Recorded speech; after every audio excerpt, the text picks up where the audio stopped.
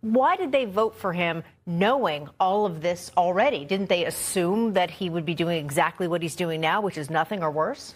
Well, to be clear, the majority of Jews in the city did not vote for him, right? At least 2/3 of the Jews in the city did not vote for him. And the third or so that did, I think they were hopeful for something different. I think when it comes to elections these days, whether it be citywide or in the country, oftentimes people look at, well, these are our options. This hasn't worked before, so let me try something different. He, for better or worse, and in this case, and unfortunately a lot of cases worse, is very different. And maybe they didn't realize to what extreme. Maybe they didn't realize, none of us thought that day one in office, he would be ripping up the extended definition of anti-Semitism. So the extremes of which he has gone and continues to go to actually empower people to be more anti-Semitic, to allow people to march through the streets and intimidate Jewish girls' schools and Jews amongst, I don't know if they could have possibly fathomed that. And I hope that they're seeing that now and regretting voting for it. I'll say, though, at the rally yesterday, there were people who voted for Mamdani who went on record and say that we are, embarrassed of our vote, and we regret it.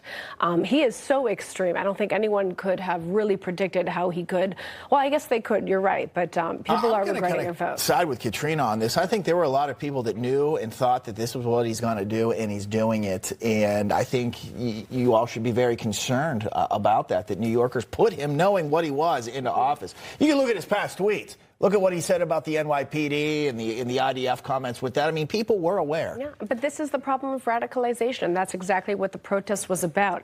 And I want to emphasize, this is not just a Jewish issue. When you have Islamist mobs waving Hezbollah flags, chanting death to America, yes, running rampant on our streets. This is a problem of national security importance. This is a problem for all Americans. Furthermore, I'd say anti-Semitism in general should be a human issue. Mm-hmm. This should be an issue that everybody, regardless of faith, should be standing up and fighting against. Absolutely, yeah. And just before we wrap, also to your point there, Brooke, I even think about the September 11th memorial coming up, and I think that's going to be very difficult here in New York City on September 11th with Mayor Zoran Mamdani, and obviously his hatred for American, again, allegedly by a lot of the people he associates with. All right, so we'll be watching, you said, a much bigger issue. All right, Brooke, James, thank you so much. Thanks for having us. Okay,